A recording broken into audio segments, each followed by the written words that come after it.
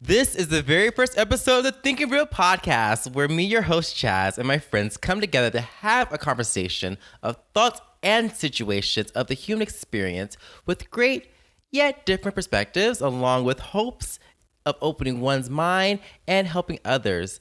And I could not do this without some of the great people who give their passion every day into others in this capacity, especially our next speaker, who, when I thought of doing this show, I could not have done it without you. So please, can I just get it for LaDan, please? Yes. Hi, Chaz. Thank you so much for saying that about me. I really appreciate it. Thank you. So I'm LaDan. I am an associate marriage and family therapist.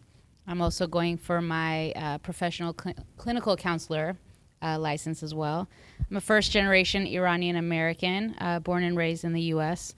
I'm also a single mother of a 15-year-old who occupies a lot of my time. So she is actually my motivation and almost kind of like my inspiration, yes, for my main focus, which is in adolescent teen mental health. So I'm really big on increasing the awareness for teenage mental health, for bringing in more resources for parents and kids at the schools, integrating it into the curriculum in the schools, and just kind of just an overall almost like understanding and just awareness really of what mental health in kids really is like. I think that's really, really important. Very much so. Yeah. Very much so. Very much so. And also we have Hala here. Yes. Hey, Chaz. Thank you so much for having me on here. Thank you for coming. I really appreciate you being here. Of course. Because you have a lot of experience of some topics we're going to be talking about in the future. But Yes, that pertain to hopefully talking more about like the stigma in the Arab community. So really fast, I am a Syrian American Christian, born and raised here in LA. And my whole like focus for becoming or for going into the field of mental health is to help spread awareness and to decrease the stigma in the Arab American community that I come from. So I hope to, use this time to do that. And this is the time you're going to do it because you already take the time out in the community and even outreaching more in this type of community. And podcasting is something that we can get to those depths and get to these people's ears to make their minds start thinking on different cultures that really do need this help.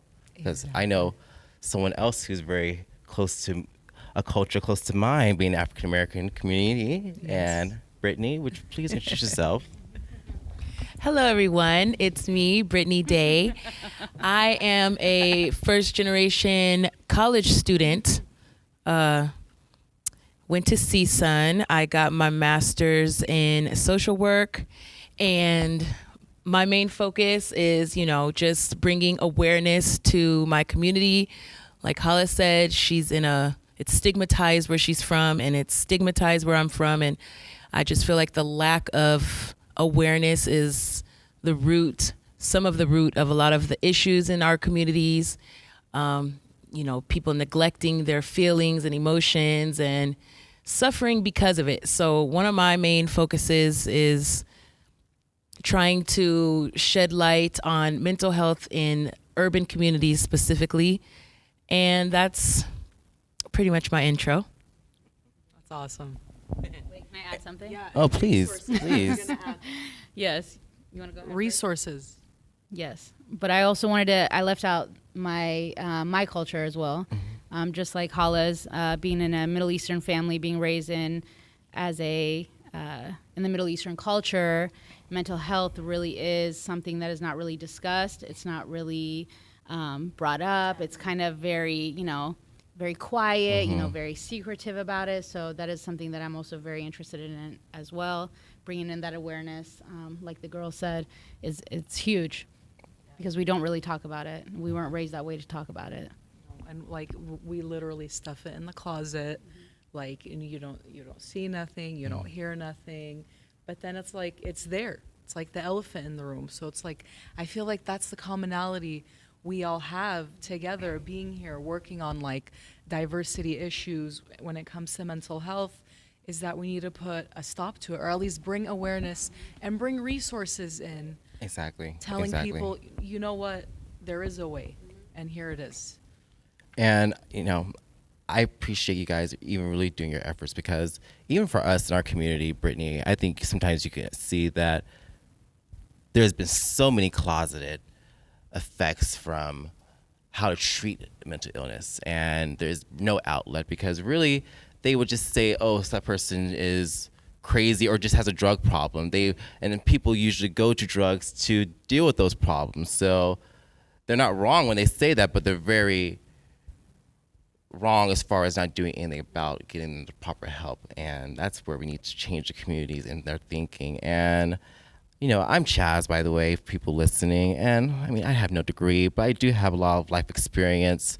And unlike these college debts I hear you guys have coming from all this school, I do have some life debt. So that was definitely something I am rewarding on the bank on to hopefully bring this dream together to reward some other people. So this first show is dedicated to National Mental Health Day. Yes. Which I couldn't think of a better cause, because we were just at the NAMI walk in LA this weekend, and we have all experienced listening and sitting here today a moment in our lives that has changed yet progressed a personal stigma or curiosity of oneself or even others to go out and have the conversation, to enlighten each other, and to give to those in need support, and be able to show and get support for ourselves.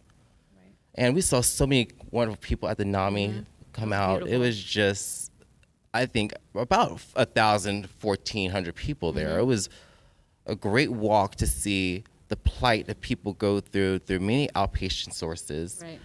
And it was mostly in Los Angeles, but Los Angeles is such a big city with so many great entities, and people need to utilize these sources. So I just want to just even hear more about what you guys were talking about as far as your stigmas around your cultures and some of the things you were walking for today, as far as even on the Mental Health Day and this week and in your life, as far as in your career, and also for the walk for last weekend. Right. So I think I was walking, actually I know, I'm going to try to put it into words. They had these little picket signs that said, why I walk, like why I'm here today. And I have so much to write on mine. I didn't even end up writing anything because I have so much. But the top of my list would be to give those who didn't have a voice. Because that's such a big deal. Like so many, whether it's kids or people or adults, grow up and they're not heard.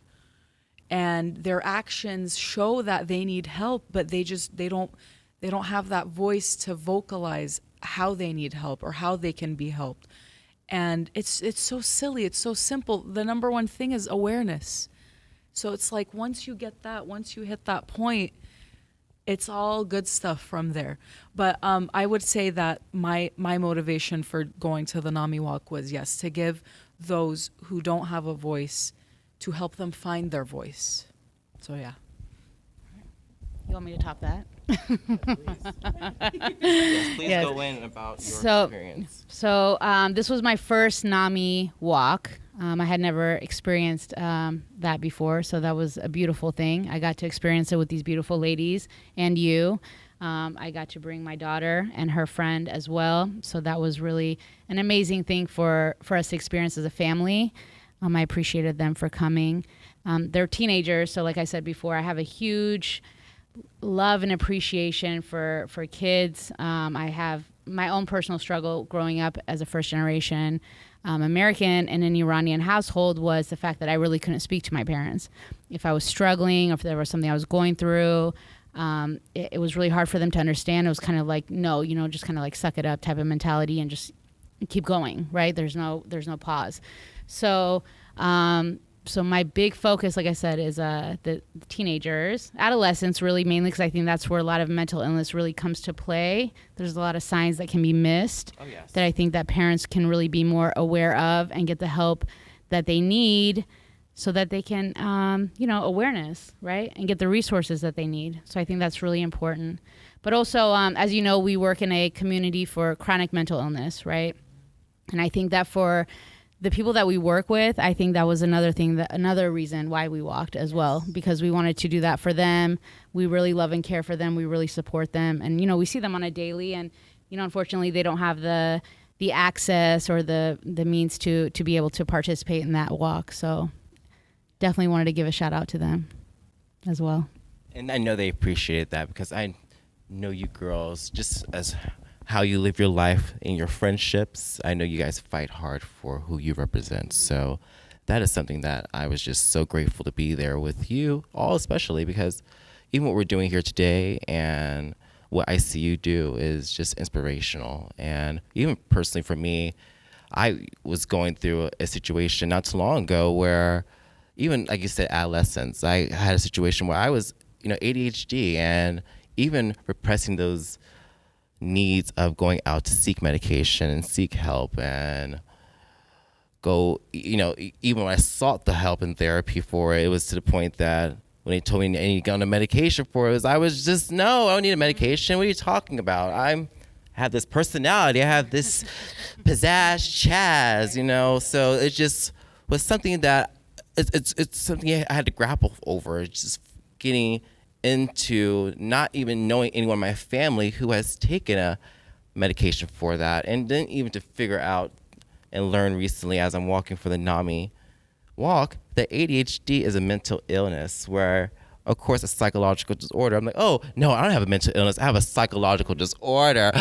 Hello, that's a mental illness. Yes, so that really does kind of bleed into all the spectrum. So that's where I was walking for. And I'm glad that you said that, because even I couldn't vocalize in my household at certain times, even how I was feeling growing up with certain struggles I had in my life, and even to that situation of ADHD, and that really bleeding into many factors that happened to my life. So even doing the work in recovery, it's been great. So looking for that solution, and even having supportive friends and a workplace in that capacity is even great, because I know a lot of people don't have that luxury, but there is a luxury of getting help out there. So it's just taking it out. And Brittany, could you please just lighten me while you're at the NAMI walk? Because we were just hanging out the whole evening after the NAMI walk. We had so much fun. So please, sorry girls, you missed out on that one, but Brittany, please, I know I already know, but please tell these girls now. Well, they know too, because I am very vocal about it. Well, me being an African-American Black woman, my main focus is, and the reason I was walking, like I said, is to bring awareness to my community. But there's a lot of injustices in my community as well. I don't know if you all are aware, but when it comes to the percentages of individuals incarcerated in this country, people that look like me represent the majority, maybe even half. I don't have my numbers on me, but a lot of that is just due to, sorrow, depression, like Chaz was saying, drug abuse, but everything has a root cause. And I'm very interested in kind of educating people about the root cause, which we don't have time enough in this 30-minute podcast.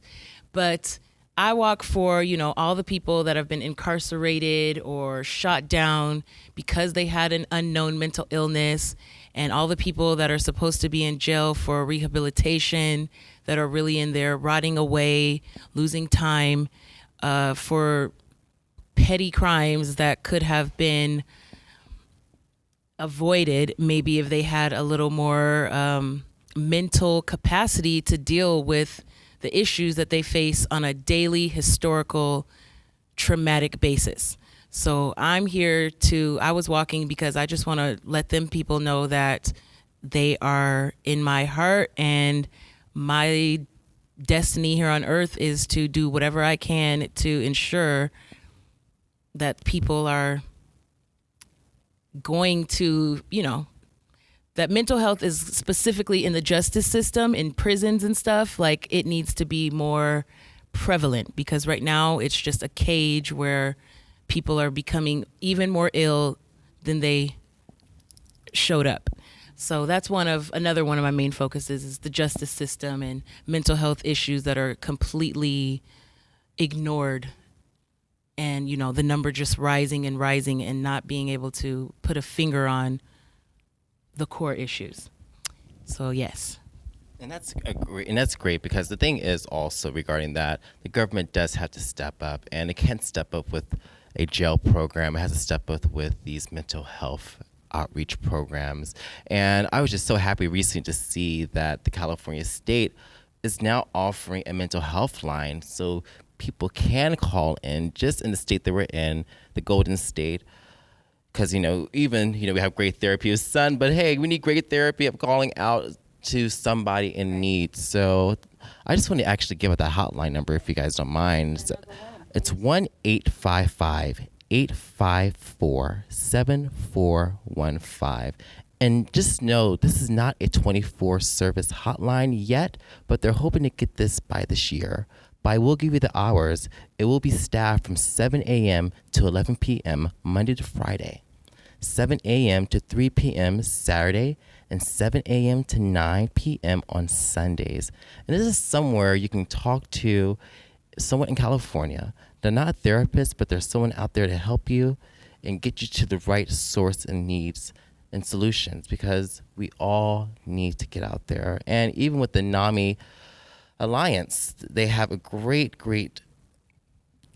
forum where it's called OK to Talk, and you are not alone, where it's anonymous public posting where you can share stories and creative expression through lyrics, posters, songs, and recordings, and get out there to express yourself. Because even one thing we did that we didn't share on this, after the NAMI, we went to the Broad Museum. The Broad, excuse me. Real quick, I hate to cut you off, Chaz. No, I'm so please. sorry. But just going back to real quick about the NAMI walk. Please. And I think all of us can relate to this. I think another really big reason that we also went was we wanted to get educated on what else was out there. Like, we all work for the same place, and we provide our services and wherever we did our practicum or our trainings before we all came here.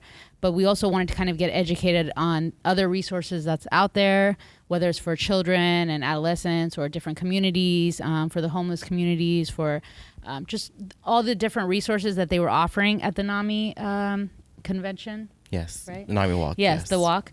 I think that was also it was cool to see, what else was out there, the different the exercising. Counties, How all of our main goal is literally a better mental health for all. Right. No discriminating, no nothing. Right. Being, completely Stigma-free. non-judgmental. And and NAMI really goes by that stigma-free outreach. Right. And that's where we really need to start having the conversations. And I just actually, by the way, on the side, was just watching before today a documentary about how a mother is dealing with having 7 different personalities at 28 years old. It was something on Hulu that you guys should most definitely look into. I really don't have the title, but I will be including it into the Twitter later in this feed about the show. But yes, it's so much content as far as in the information that's out there that we need to give to people, and even in our personal lives that we experience, which we will get more into in this season of Thinking Real.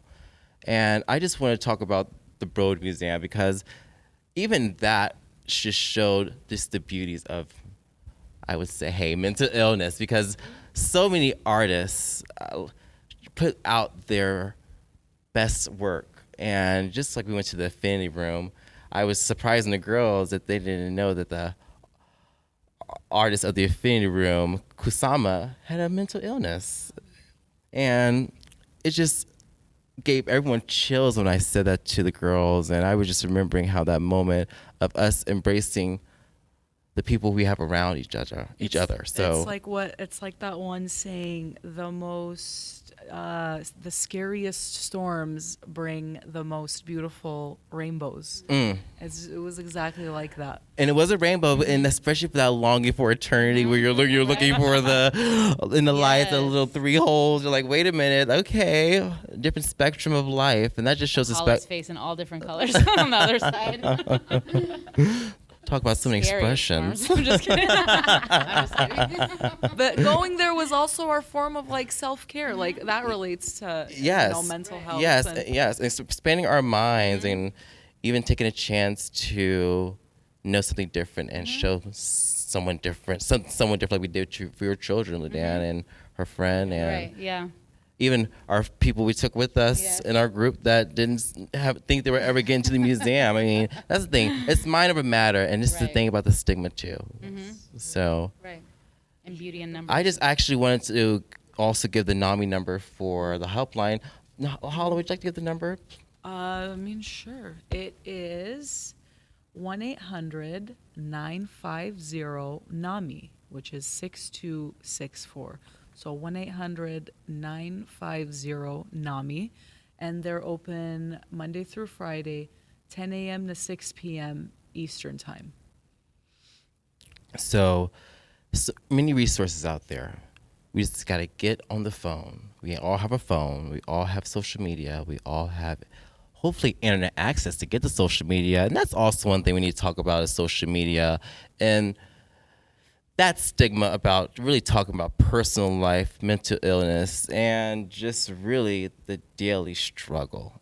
There's just so much that's just clouded in that area. So I really want to expand more into that as we do more outreach in this episode and season. So guys, thank you for coming today and being here and taking you the so much. time to Thank be you. on Thinking Real, because we are thinking real, we are living real, we are real, and we can't wait to reveal. So thank you for your time. And let's also give out the National Suicide Prevention Hotline, because even with mental illness, it doesn't stop at these Monday to Fridays, Saturdays, Sundays, in these times. It's an everyday situation where we need to have that conversation 24/7. So if you're ever feeling in need, please reach out to the National Suicide Prevention Lifeline, 1-800-273-TALK. That's 1-800-273-TALK, 8255. 1-800-273-8255. Because we all need to have this conversation. And I can't wait to talk to you guys more along with my friends. Bye, Chaz. Thank you. Bye, Thank you, everyone Chaz. listening, and thank you for listening to Thinking Real. Bye, guys. Thank you. That was so much fun. But let's remember, all content found on the Thinking Real podcast was created for informational purposes only. The content is not intended to be a substitute for professional advice, medical advice, diagnosis, or treatment. Always seek the advice of your physician or other qualified health providers with any questions you may have regarding a medical condition. Never disregard professional medical advice or delay in seeking it because of something you may have heard on this podcast. If you think you may have a medical emergency, please call your doctor or go to an emergency room or call 911 immediately. There's also the National Suicide Lifeline, open 24 hours a day at 1-800-273-8255.